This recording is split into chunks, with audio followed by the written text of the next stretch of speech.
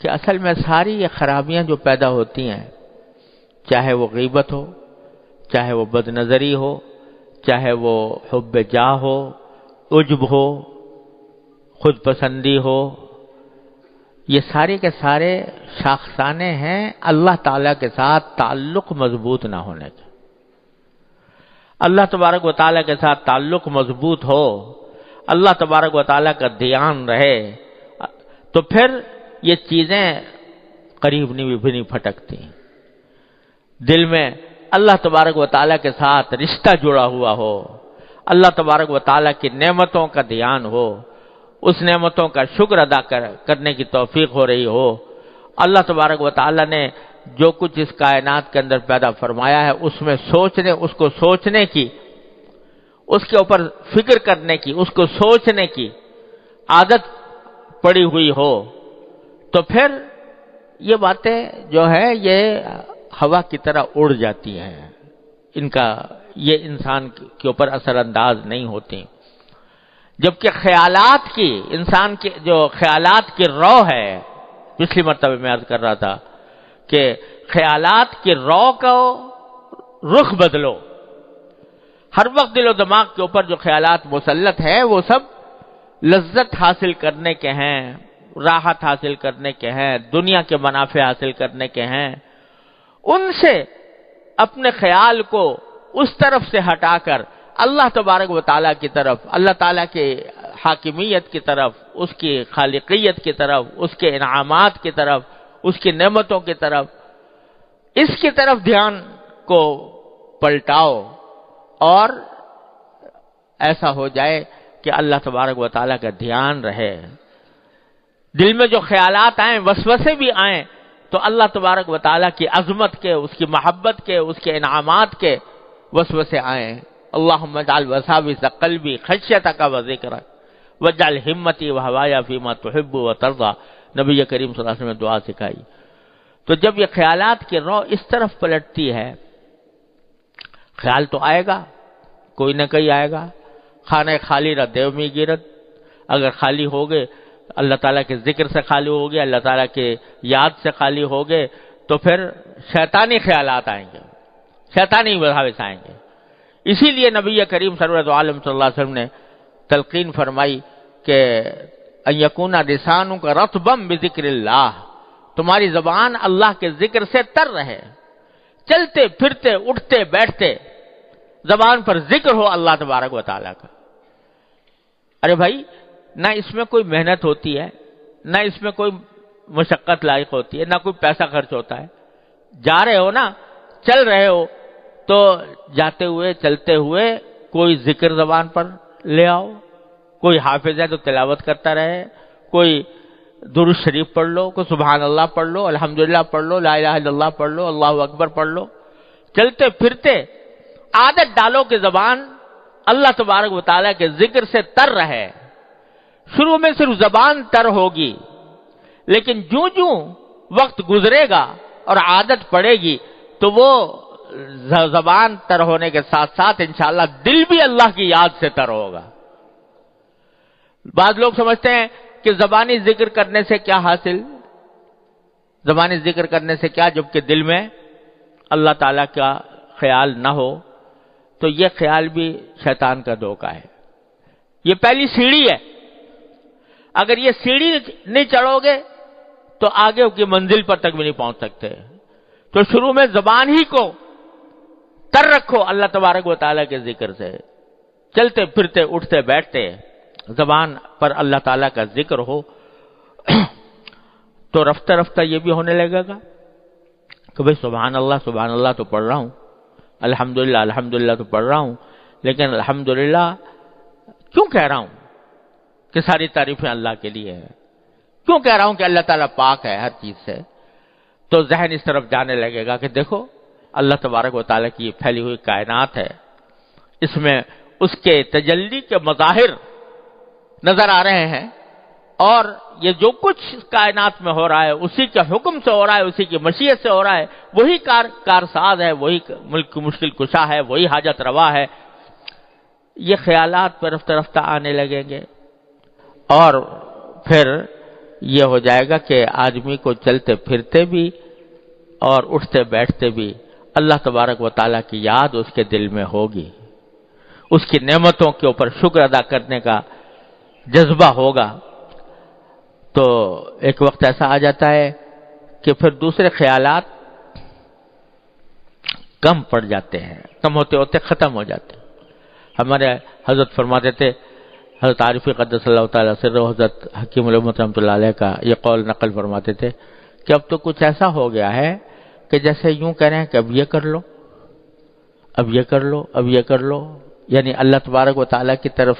دھیان کی ایک صورتحال پیدا ہو گئی ہے کہ قدم قدم پر ایسا لگتا ہے کہ اللہ تبارک و تعالیٰ یوں فرما رہے ہیں کہ ایسا کر لو۔ تو ہر وقت اللہ تعالیٰ کے ساتھ ذات سے تعلق مضبوط ہو جاتا ہے۔ حضرت فرماتے ہیں کہ حضرت بیماری کے عالم میں جو مرض وفات تھا اس میں آنکھیں بند کیے ہوئے لیٹے رہتے تھے، تو اس حالت میں کبھی کوئی آدمی آ کے کوئی دوا کے لیے کوئی بات کہہ دی یا کوئی ایسی، تو کبھی آپ مختصر جواب دیتے۔ جب زیادہ دیکھا کہ لوگ اس طرح کر رہے ہیں تو ایک مرتبہ فرمایا، کیوں ایک مشغول آدمی کو تنگ کرتے ہو، کیوں ایک مشغول آدمی کو تنگ کرتے ہو؟ حالانکہ بظاہر دیکھنے میں تو مشغول کچھ بھی نہیں، بستر پہ پڑے ہیں، آنکھیں بند ہیں، ہاتھ پاؤں چل نہیں رہے، لیکن فرمایا کیوں ایک مشغول آدمی کو تنگ کرتے ہو؟ تو مشغول کاہے سے ہیں؟ مشغول ہے اللہ تبارک و تعالیٰ کے ذکر سے، اس کی فکر سے، اس کی یاد سے۔ تو اللہ تبارک و تعالیٰ اپنے رحمت سے اپنے ذات کے ساتھ یہ تعلق عطا فرما دے تو پھر یہ سارے جو جھنجٹ ہیں غیبتوں کے اور برائیوں کے اور حب جاہ کے اور حب مال کے اور حب دنیا کے اور بد نظری کے، اور یہ سب جو ہیں وہ ختم ہو جاتے ہیں۔ جیسے کل حضرت مجدود صاحب فرماتے ہیں کہ جب مہر نمایاں ہوا سب چھپ گئے تارے، جب مہر نمایاں ہوا سب چھپ گئے تارے، تو مجھ کو بھری بزم میں تنہا نظر آیا۔ تو پھر یہ ساری کائنات میں ایک ہی جلوہ نظر آتا ہے،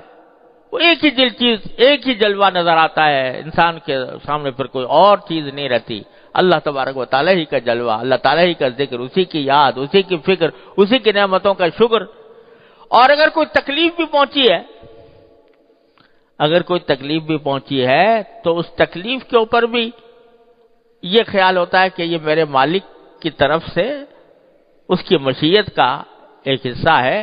اور اس مشیت کے اندر ہی مصلحت ہے، مجھے اس پر اجر مل رہا ہے۔ کانٹا بھی چبھ جاتا ہے تو وہ مجھے اجر عطا فرماتے ہیں، کوئی مجھے تشویش لائق ہوتی ہے تو اس پر بھی وہ اجر عطا فرماتے ہیں۔ تو تکلیف کی حالت ہو یا راحت کی حالت ہو، ہر صورت میں اللہ تبارک و تعالیٰ کے ذکر و فکر سے انسان کا دل آباد رہتا ہے۔ تو یہ اللہ تبارک و تعالیٰ کے ساتھ تعلق ہے جو انسان کو ان ساری گناہوں سے بچاتا ہے۔ کہاں کا عجب، کہاں کا تکبر؟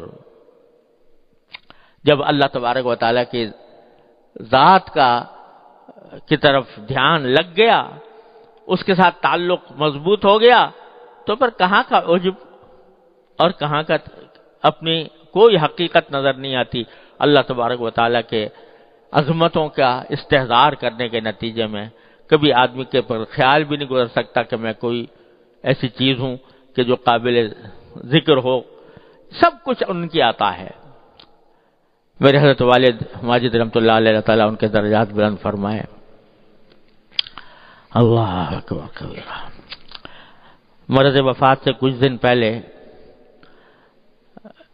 ایک دن کبھی کبھی حضرت شعر بھی فرماتے تھے، تو ایک شعر فرمایا تھا اور وہ اس کی حالت کی تصویر کیا ہے، اللہ تبارک و تعالیٰ وہ ہم سب کے لیے اپنا حال بنا دے اپنی رحمت سے۔ فرمایا کہ تیرا جمال ہے، تیرا خیال ہے، تو ہے، تیرا جمال ہے، تیرا خیال ہے، تو ہے، مجھے یہ فرصت کاوش کہاں کہ کیا ہوں میں تو ہر وقت تیرے جمال، تیرے کمال میں، تیری ذات میں محور مگن ہوں، تو مجھے یہ کام فرصت رکھی ہے کہ میں اپنے بارے میں سوچوں کہ میری کیا حقیقت ہے اور میں کتنا بڑا ہوں اور کتنا چھوٹا ہوں. تیرا جمال ہے، تیرا خیال ہے، تو ہے، مجھے یہ فرصت کاوش کہاں کہ کیا ہوں میں. یہ اللہ تبارک و تعالی سے تعلق جب اپنی رحمت سے اللہ تعالیٰ اس کو مضبوط فرما دیتے ہیں تو یہ کیفیت ہو جاتی ہے. تیرا جمال ہے، تیرا خیال ہے، تو ہے، ہر وقت، ہر آن، ہر وقت، ہر آن، ہر کام میں. بظاہر آدمی دنیا کے کام میں لگا ہوا ہوتا ہے لیکن اس کا دل مشغول ہے اللہ تبارک و تعالیٰ کے ساتھ، اور بظاہر وہ دیکھنے میں وہ کام کر رہا ہے جس کا دین سے کوئی تعلق نہیں، لیکن حقیقت میں اندر اس کا باطن، اس کا خیال، اس کا دھیان وہ اللہ تعالیٰ کی طرف ہے. دست بیار و دل بیار و دست بکار، کہ ہاتھ تو کام میں لگے ہوئے ہیں لیکن دل اللہ تبارک و تعالیٰ کی طرف متوجہ ہے. میں نے اپنے والد ماجد قدس اللہ تعالیٰ سرہ سے سنا، حضرت فرماتے تھے کہ ایک مرتبہ حضرت حکیم الامت قدس اللہ تعالیٰ سرہ کے خلفاء میں سے حضرت مفتی محمد حسن صاحب رحمۃ اللہ علیہ، ان کے مدرسے میں، امرتسر میں ان کا مدرسہ تھا، تو وہاں ایک مرتبہ حضرت کے کچھ خلفاء کا اجتماع ہوا جس میں خود حضرت مفتی محمد حسن صاحب رحمۃ اللہ علیہ بھی تھے، میرے والد ماجد رحمۃ اللہ علیہ بھی تھے، اور حضرت مجذوب صاحب جو حضرت کے بڑے عاشق زار قسم کے خلیفہ تھے، اور تخلص بھی مجذوب تھا اور کچھ ادائیں بھی مجذوبانہ تھیں. تو ان کا اجتماع تھا. حضرت مفتی محمد حسن صاحب رحمۃ اللہ علیہ نے کچھ کھانے کی دعوت کی ہوئی تھی، تو کھانا ہوا. کھانے کے بعد وہ آم کا موسم تھا، آم لائے گئے، سب نے آم چوسے، اور اسی دوران حضرت مجذوب صاحب چونکہ شاعر آدمی تھے تو شعر بہت سناتے رہے، غزلیں بھی سناتے رہے، کچھ ہنسی مذاق بھی ہوتا رہا. آخر کار جب کافی دیر مجلس گزر گئی تو حضرت مجذوب صاحب نے فرمایا کہ بھئی بتاؤ کس کس کو غفلت ہوئی، یعنی اس کھانے پینے میں، اس دعوت میں، اس مجلس میں، ہنسی مذاق میں کس کس کو غفلت ہوئی. غفلت کے معنی یہ کہ آدمی اللہ تعالیٰ کے ذکر سے غافل ہوا. تو بہت نے کہا کہ جی ہم سبھی اس وقت تو کھانے پینے میں لگے ہوئے ہیں اور اس چیز میں لگے ہوئے تھے. فرمایا الحمدللہ مجھے غفلت نہیں ہوئی. یعنی اس ہنسی مذاق کے ماحول میں بھی، اس کھانے پینے کے ماحول میں بھی، اس دوستانہ مجلس کے ماحول میں بھی الحمدللہ مجھے غفلت نہیں ہوئی. کیا معنی کہ یہ سب کچھ ہو رہا تھا ظاہری اعتبار سے، لیکن دل اللہ تبارک و تعالیٰ کی طرف متوجہ تھا. اس ہنسی مذاق کی مجلس میں جو لطف آ رہا تھا وہ بھی اللہ تعالیٰ کی عطا تھی، اور اس کی عطا ہونے کے ناطے اس سے اس کا شکر ادا ہو رہا تھا کہ اللہ آپ نے یہ اچھی مجلس عطا فرمائی ہے، اچھا کھانا عطا فرمایا ہے، اچھی لذتیں عطا فرمائی ہیں. تو اس وقت بھی اللہ تبارک و تعالیٰ سے رشتہ الحمدللہ قطع نہیں ہوا تھا، جڑا ہوا تھا اللہ تبارک و تعالیٰ سے. تو یہ کیفیت ایسا نہیں ہے کہ کوئی ناممکن بات ہو، کوئی محال چیز ہو، ناممکن العمل ہو جاتی ہے. اور ہوتی کس طرح ہے کہ مشق سے، بار بار کرنے سے، ایک چیز کے تکرار سے پھر وہ عادت بنتی ہے، اور عادت جو ہے وہ پھر آخر کار فطرت ثانیہ بن جاتی ہے انسان کی، کہ اس میں ہر کام کے ساتھ دوسرا عمل بھی. یہ تو نبی کریم سرور عالم صلی اللہ علیہ وسلم نے مختلف مواقع پر دعائیں سکھائیں کہ بیت الخلاء میں جا رہے ہو تو یہ پڑھو، اور باہر نکل رہے ہو تو یہ پڑھو، بستر سے اٹھو تو یہ پڑھو، مسجد کی طرف جا رہے ہو تو یہ پڑھو، مسجد میں داخل ہو رہے ہو تو یہ پڑھو، نکل رہے ہو تو یہ پڑھو، بازار میں جاؤ تو یہ پڑھو، کھانا کھاؤ تو یہ پڑھو، پانی پیو تو. یہ کیوں؟ یہ اس لیے کہ تاکہ یہ کام بھی کرتے رہو اور ان کاموں کا رشتہ اللہ تبارک و تعالی سے بھی جوڑتے رہو. ہر لمحے، ہر تھوڑی دیر کے بعد، ہر تھوڑے وقفے کے بعد رجوع اسی طرف ہے، اللہ تعالیٰ کی طرف. اے اللہ آپ کا شکر ہے آپ نے یہ عطا فرما دیا، اے اللہ آپ کا شکر ہے کہ آپ نے یہ نعمت عطا فرمائی، اے اللہ ہم آپ سے مانگتے ہیں کہ ایسا کر دیجئے۔ یہ سارا دعائیں جو سکھائی گئی ہیں نبی کریم سرور عالم صلی اللہ علیہ وسلم کی طرف سے ادعیہ ماثورہ، یہ انتہائی عجیب و غریب نسخہ ہے جو نبی کریم سرور عالم صلی اللہ علیہ وسلم نے بندے کو عطا فرما دیا ہے اپنے اللہ تعالی سے تعلق جوڑنے کا۔ تو یہ اسی لیے ہے کہ کام کچھ بھی کر رہا ہو انسان، لیکن اس کا رشتہ اللہ تبارک و تعالیٰ سے جڑا ہوا ہو، اللہ تعالیٰ کی یاد اس کے دل میں ہو، اللہ تعالیٰ کا ذکر اس کے دل میں ہو، تو جب یہ کیفیت ہو جاتی ہے تو پھر یہ ساری گناہ اور ساری معصیتیں اور منکرات یہ دھوئیں کی طرح اڑ جاتے ہیں اللہ تعالیٰ کے فضل و کرم سے۔ پھر انسان کو کچھ یاد نہیں رہتا سوائے اللہ تبارک و تعالیٰ کی نعمتوں کے، اس کے ذکر و فکر کے۔ اور یہ چیز جو ہے بھائی ایک تو مشق سے حاصل ہوتی ہے، دوسرے صحبت سے حاصل ہوتی ہے، کہ جب ایسے لوگوں کے ساتھ اٹھنا بیٹھنا ہوگا جو اللہ تبارک و تعالیٰ کے ساتھ جڑے ہوئے ہیں، تو اس اٹھنے بیٹھنے کے نتیجے میں وہی کیفیت ہمارے اندر بھی آ جائے گی۔ اور اگر ایسے لوگوں کے ساتھ اٹھنا بیٹھنا ہوا جو غافل ہیں، اللہ بچائے غفلت میں ہیں، کہ اللہ تعالیٰ کی طرف دھیان نہیں جاتا، اللہ تعالیٰ کے سامنے حاضر ہونے کی کوئی فکر نہیں ہوتی، موت کا دھیان نہیں ہوتا، اور وہ غفلت کے عالم میں زندگی گزار رہے ہیں، ان کے ساتھ جب اٹھنا بیٹھنا ہوگا، ان کے ساتھ ہر وقت کی نشست و برخاست ہوگی، تو پھر وہی غفلت ہمارے اندر بھی آئی۔ صحبت کا انسان کے اوپر بہت اثر پڑتا ہے، لہذا اٹھنا بیٹھنا بھی ایسے لوگوں کے ساتھ ہو، مجلسیں ایسے لوگوں کے ساتھ ہوں جو یہ حضرت صحابہ کرام رضی اللہ تعالیٰ عنہ کے بارے میں حدیث میں آتا ہے کہ وہ جب ایک صحابی دوسرے صحابی سے ملتے تو فرماتے اجلس بنا نؤمن ساعتن، آؤ ذرا ہمارے ساتھ بیٹھ جاؤ، کچھ دیر ایمان کی بات کر لیں، کچھ دیر ایمان کا عمل کر لیں۔ تو یہ اس لیے کہ یہ مجلسوں کا اور انسان کی صحبت کا انسان کے اوپر بہت زیادہ اثر پڑتا ہے۔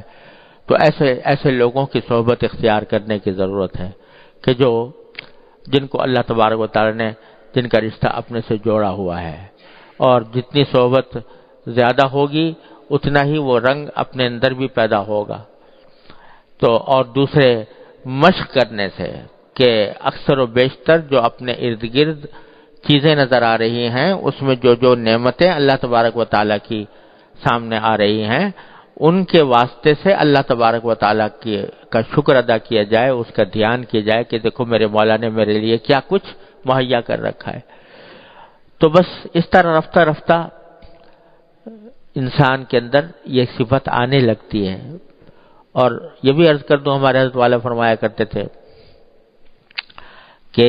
یہ صفت ان دو عملوں سے، یعنی ایک صحبت سے اور دوسرے مشق سے آتی ہے، لیکن اس طرح آتی ہے کہ غیر محسوس انداز میں آتی ہے،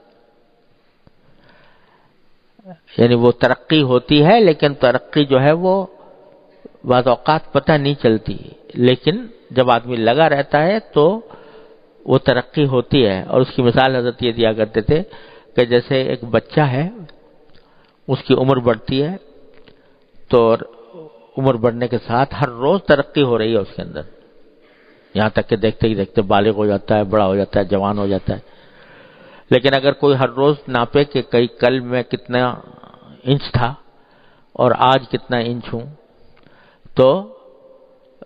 کچھ بھی پتہ نہیں چلے گا فرق، لیکن ہو رہی ہے ترقی، بڑھ رہا ہے آگے کی طرف۔ تو وہ محسوس جب لگا ہوا ہو محنت میں، کوشش میں، الذین جاہدوا فینا میں داخل ہو اور کوشش میں لگا ہوا ہو تو پھر ترقی ہوتی ہے، اگرچہ اس کو محسوس نہ ہو، اور اگر محسوس نہ ہونا ہی اس کے حق میں رحمت ہے، کیونکہ اگر محسوس ہونے لگے بہت زیادہ تو اللہ بچائے کبھی خود پسندی میں مبتلا ہو جائے، لہذا وہ محسوس نہیں ہوتا، لیکن ہوتا ہے، ترقی ہوتی ہے، جیسے کہ ایک بچہ ترقی کر کر کے جوان ہو جاتا ہے، اسی طرح یہ بھی ہوتا ہے، بشرطے کہ راستہ سیدھا ہو، راستہ سیدھا ہو اور اس راستے کے اوپر انسان اپنی کوشش نہ چھوڑے تو اللہ تبارک و تعالیٰ فضل و کرم فرماتے ہیں، ترقی ہوتی ہے۔ اور اس وجہ سے جب آدمی سیدھے راستے پر چل رہا ہو، قدم بڑھا رہا ہو، یا کم از کم قدم بڑھانے کا پورا ارادہ کیے ہوئے ہو، تو مایوسی کا کوئی وجہ نہیں ہے، مایوسی کی کوئی وجہ نہیں ہے۔ برصراط مستقیم ہے اے دل کسے گمراہ نے، جب صراط مستقیم پر آ گئے، چلنا فی الجملہ شروع کر دیا، تو اب اس صراط مستقیم پر کوئی شخص گمراہ نہیں ہوتا، مایوسی کچھ نہیں، رفتہ رفتہ اللہ تبارک و تعالی انشاءاللہ منزل تک پہنچا دیں گے۔ اللہ تعالیٰ کی رحمت سے یہ امید رکھنی چاہیے۔ اللہ تعالیٰ ہم سب کو اس کی توفیق عطا فرمائے۔